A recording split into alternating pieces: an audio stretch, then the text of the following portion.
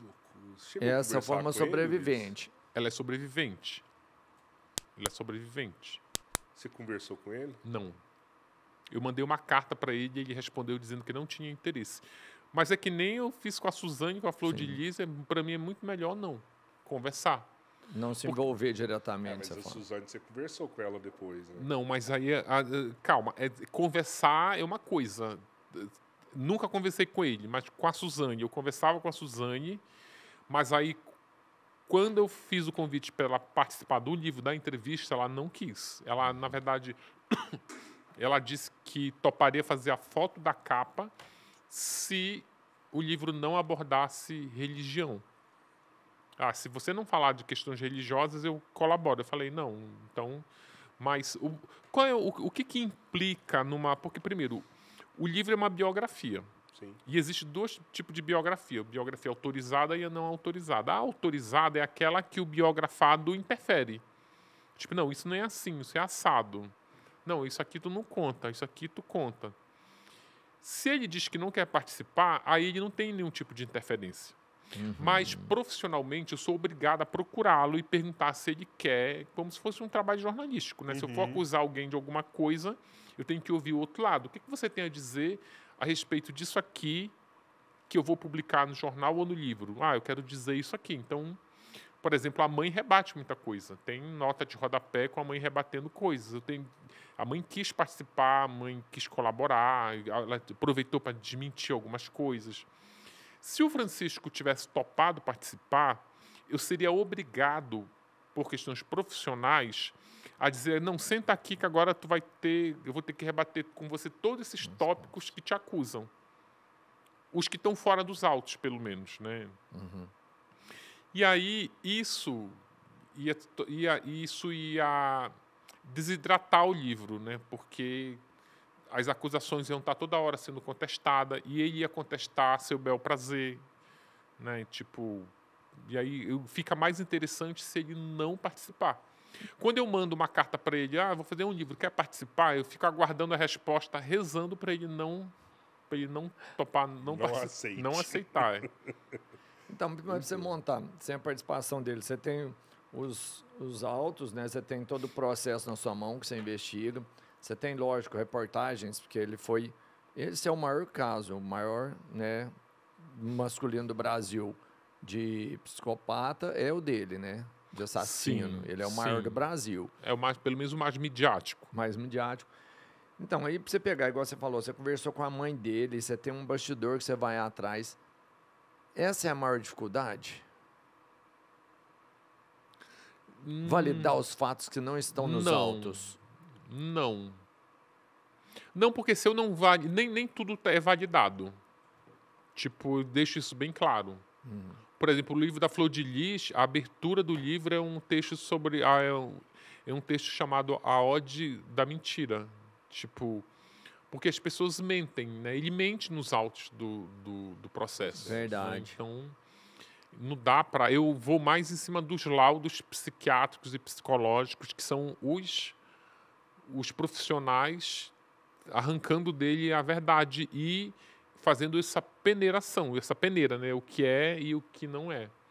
Mas não é a maior dificuldade. A maior dificuldade é estruturar o livro. Tipo, é você roteirizar, saber que história você quer contar e como você organizar sem que as coisas importantes fiquem de fora.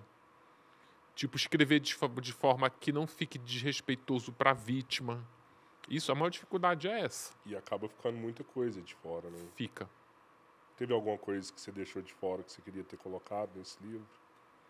Eu queria ter colocado no livro o maníaco lá do Rio Grande do Sul que se espelhou nele. Mas aí eu tive que fazer uma opção. Ou eu contava a história do Pedrinho Matador, porque como o último quarto de livro é ele na cadeia. E ele na cadeia, ele tem 3 arcos. Um é as namoradas, né, as mulheres que escreviam para ele. 2 é uma rebelião em que o Pedrinho Matador ia matá-lo. E aí eu acho que o Pedrinho Matador precisava de um perfil, uma mini biografia para ele dentro do livro. Sim. E aí, esses dois arcos, eles precisavam estar no último quarto de livro e de forma não superficial. Eu precisava me aprofundar. E aí, para a estrutura do livro, eu achava que ele podia estar por um caminho diferente, como se estivesse começando um novo livro.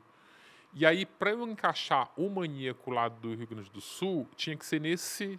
Porque ele começa a imitar o Francisco depois que o Francisco está preso. Depois que ele sai na mídia, toda a história, ele repete as mesmas coisas que o Francisco repetia. Ainda com o intuito de querer passar dele, querer ter mais vítimas. Só que ele é capturado antes. Uma disputa pessoal ali com o Francisco.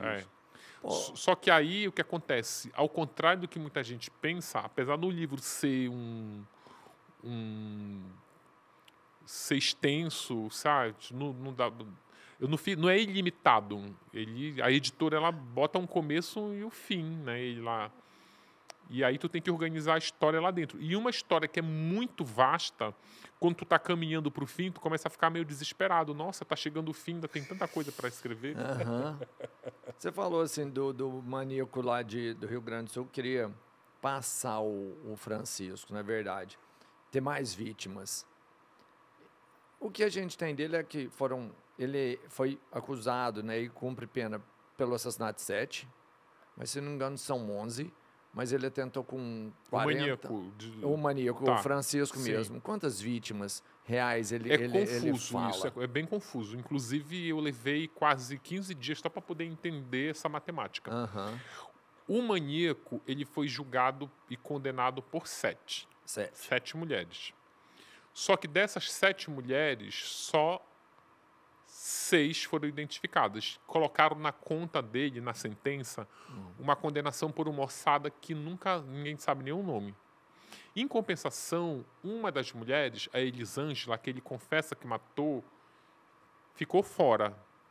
Ele não entrou na hora de preparar o inquérito. O policial achou melhor deixar fora, porque achava que a investigação estava muito capenga.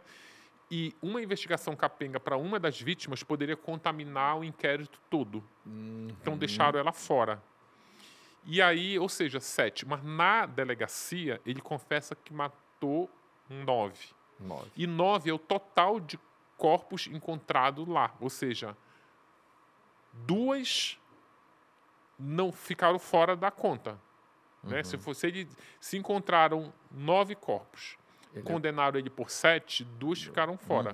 Mas como o próprio promotor que acusou ele fala, é provável que tenha sido ele? Sim. Mas basta ele confessar que foi ele para ele ser condenado? Não. Então, precisa ter uma investigação que substancie essa confissão dele. E não tinha. A polícia fala que são 11 o número de vítimas. Não, aí 11 é o que o delegado fala. Na hora que pergunta, ele fala 11. 11, matou 11. Mas aí... Era 2 a menos, o delegado joga 2 a mais para dar uma média? Será que não é? Porque tem um outro detalhe, que ali era uma área de desova. Ali era uma área de desova. Tanto que o livro conta uma história de uma mulher que foi estuprada em Diadema. Isso muito antes do maníaco já estar matando. E aí os caras mataram ela e